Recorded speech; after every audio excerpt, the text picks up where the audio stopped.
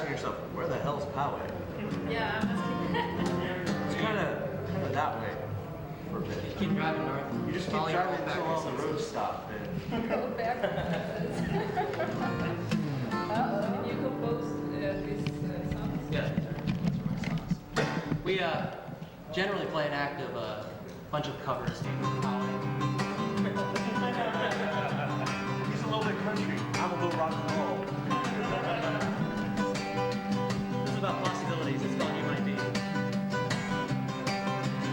might be the girl of my dreams, of my nightmares. It remains to be seen. You might be a lucky strike, one night stand or a friend for life. You might be tragedy waiting for me. You might be a million things at once. But I guess we'll never know as you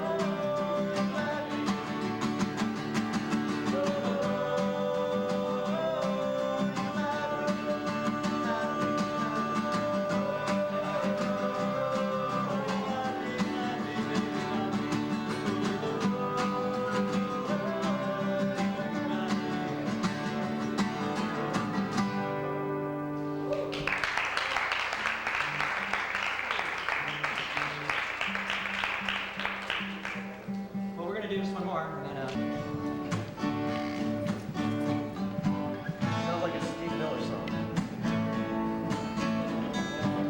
How's that go? I'm working all the time, moves. Bob Seger. Oh, Bob Seger, whatever. Standing tall, standing narrow straight. I really, really live. You know, the Chevy commercial. I So you said you wanted to do this for a while. standing narrow straight. I like beer song.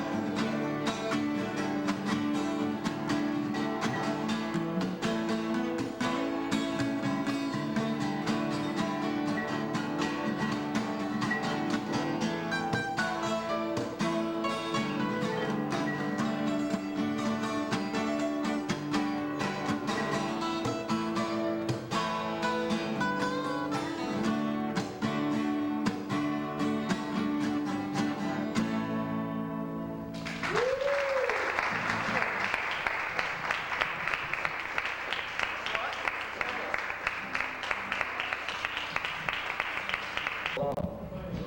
Now that the old man was feeble and could no longer earn a living, Ivan tied him onto his daughter's sled. "Where are you taking grandfather?" asked the girl. "To the forest," replied Ivan. "But why, father? He is too weak to cut down trees or pick berries." "Never mind why, daughter. It's something I must do." "Can I come too?" asked the girl. "Yes, but ask no more questions." The girl ran behind the sled, stopping here and there to pick wildflowers for her grandfather. When they came to the middle of the forest, Ivan said, "I'm sorry, I have to leave you here, father, but you know how it is amongst our people." "You can't leave grandfather out here," said the girl. He will be starved or killed by the wolves. He is old and can no longer work. I have no choice, daughter." The girl thought for a moment and said, "But we can't leave my sled behind, because when you grow old, I'll need to carry you out into the forest." Ivan frowned and then realized the truth of the girl's statement. He too would one day be left in the forest to die. "You're right, daughter. Let's take grandfather home. But don't tell any of our neighbors that he is still with us."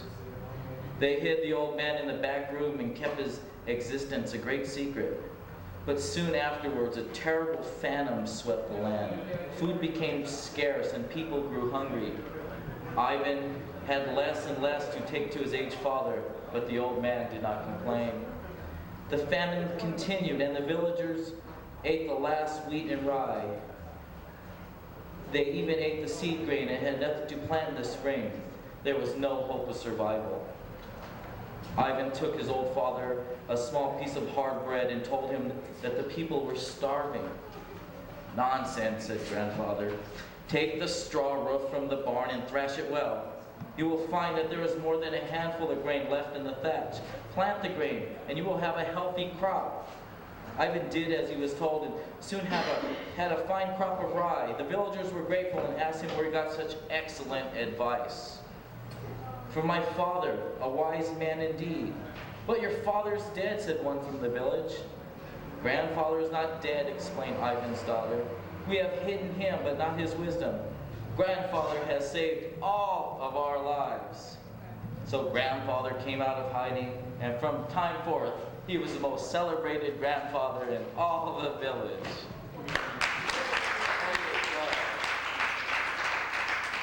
Offend anybody with the word that I use, but the name of the poem is called "Don't Ask Me for Shit." When I was in Philly, I don't know, I still talk about this crack thing because there's still people that are hooked on this stuff out here, and I didn't think that it would be as bad here as it was in Philly, because every time you would even walk out your door, get down to the corner, somebody was hitting you up for change for a hit or something, and I thought maybe here it wouldn't be as bad, but it's still bad here because I got hit up yesterday. So it's called "Don't Ask Me for Shit." What makes you think that I have any change to spare? Here I am working hard, living paycheck to paycheck, trying to make ends meet. It's not my fault you're out here on the street. Now don't get me wrong, there are those, I'm sorry, let me start over. What makes you think that I have any change to spare? Here I am working hard, living paycheck to paycheck, trying to make ends meet. It's not my fault you're out here on the street. Now don't get me wrong, there are those for whom I do have sympathy. If I lost my job today, tomorrow that could be me. No, the ones that I speak of have created the situation. Those that have chosen that path to their devastation. You're probably that same person last year that said it's a damn shame he's out there smoking that shit. And now this year you're the same person bumming change for me just to get a hit. See, you can't tell me you didn't know what crack could do. Or did you think that guaranteed addiction would not apply to you? Bit by bit, you sold off everything you had, telling all these cover-up stories, thinking no one could see you was doing that bad. Your glad rags became sad rags, reduced to carrying the remains of your life around in 2 dirty brown shopping bags. So now you find yourself out here on the street, bumming change, not to eat, not even trying to make ends meet. Change, the only change you could seek from me is a change in my opinion of you in hopes you'd seek some form of recovery. But to come to me, bum and change, for a damn hit? Nah, don't ask me for shit. 3 years, and all of a sudden, with no warning or anything, it was just over. No excuses, no nothing. And it kind of took me a long time to get over it, and I finally came to terms with it, and this was one way that I did, and so now I'm over it, so I wrote this. It's called Shipwrecked. Okay. As I float along in the sea of love, a sudden shift in wind has caused the calm waters to become a raging pool of turbulence. My sea of love has now become a sea of confusion, and you have left me out here alone. All communications lost. My SOS echoes throughout the silence of the night, only to be returned unanswered. Days become long and dreary, nights endless, dark and lonely. In my solitude, I connect the stars above, forming an image of you, conversating with that image of you, asking why. Why have you abandoned my ship sailing on the sea of love? You have taken my lifeboat and left me out here in the middle of nowhere, drifting. And as I'm drifting, turning the sea of love into an ocean of sorrow, filling it with the tears from my pain, a flare lights up the sky from across the sea, forming a bridge across the stars. I navigate my ship over to find you are there awaiting me with open arms.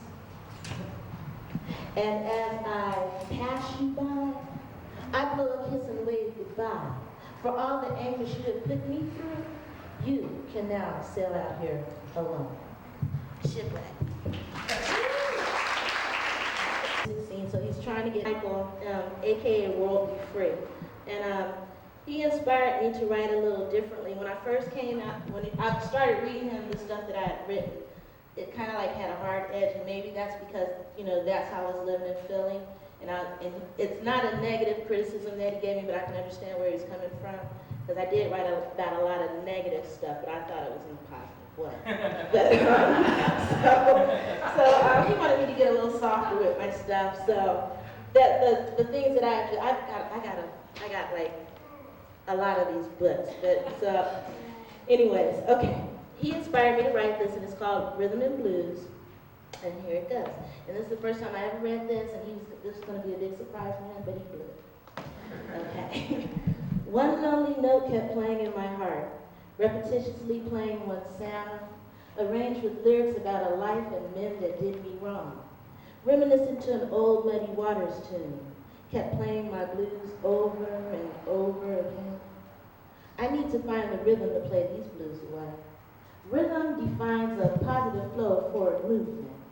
As I'm searching, I hear the melodious, smooth bass tones of your voice, making beautiful sounds, singing songs with lyrical compositions of hope, love, compassion, and faith, and the blues begin to fade. My heart and inner spirit enters a transitional phase, emerging harmoniously in tune to your rhythm. My one note ascends to that positive flow. You have passed on to me an inspirational gift, freeing my mind to create lyrical poems of hope. You put the melody back in my heart to sing songs of brighter days. You have taken my blues away. With a new song of love in my heart, I dedicate it to you. World be free. The rhythm I search for to take my blues back.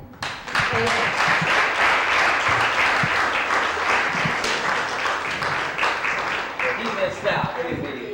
Claudia came to the interview with a sense of purpose, sitting behind the microphone. She is 21 years old, and she looks tough like a bullet. This is by design. On the street she lived as she said. On the edges, she was a drug dealer. She is in prison for shooting Dico, a friend who sold drugs for her when they were both teenagers. By her account, she had $1,300, he had $1,300 of hers and refused to give it back. She says Dico drew out his gun and pulled the trigger, but nothing came out. In response to that, she shot him 6 times, twice in his head and the rest in his upper body.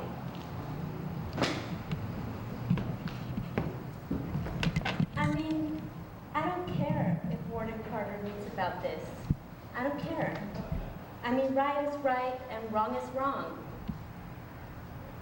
You get handcuffed and locked in a cage like you're really an animal.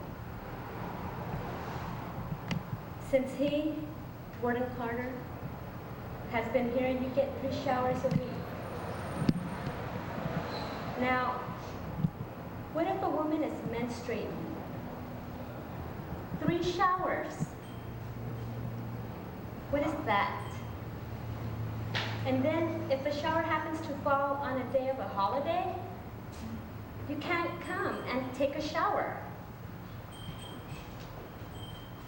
You don't get rec and showers on a holiday. They have so many holidays. While I was in segregation, holidays, that didn't speak in the calendar. If they walk in today and don't feel like showering you, because today is Wednesday and shower day, they say it's a holiday. Fucking holiday.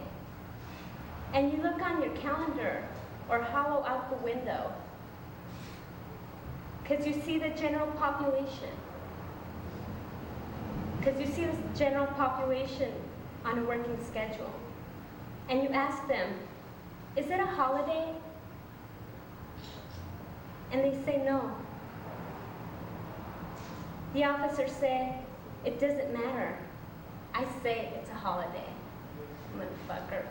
It makes you feel unclean. Because small as the sink, you're not gonna get clean. Just a little strip of water comes. Just a little strip of water comes, and it comes like this. Thanks.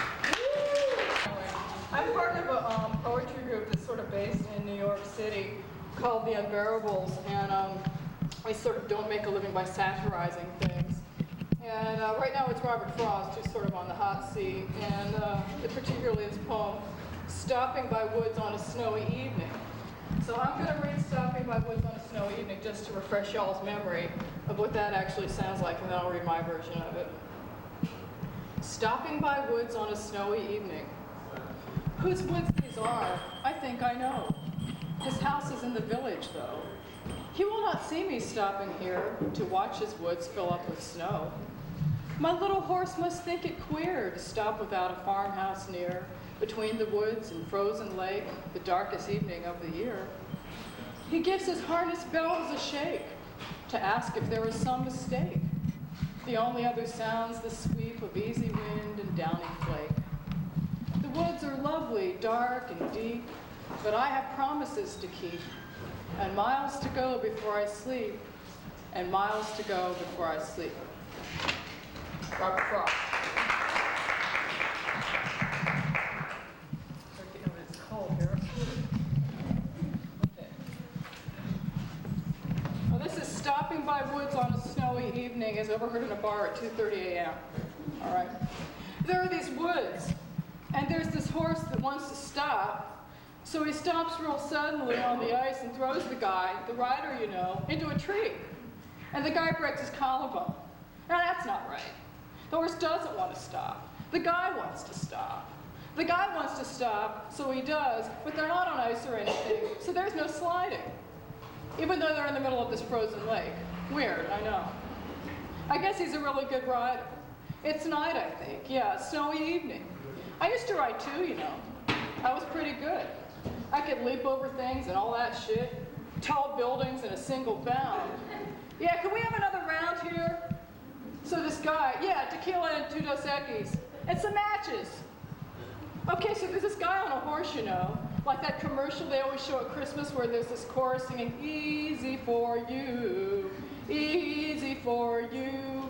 And there's this naked girl. No, I'm just kidding. That would make it a lot more interesting though, wouldn't it?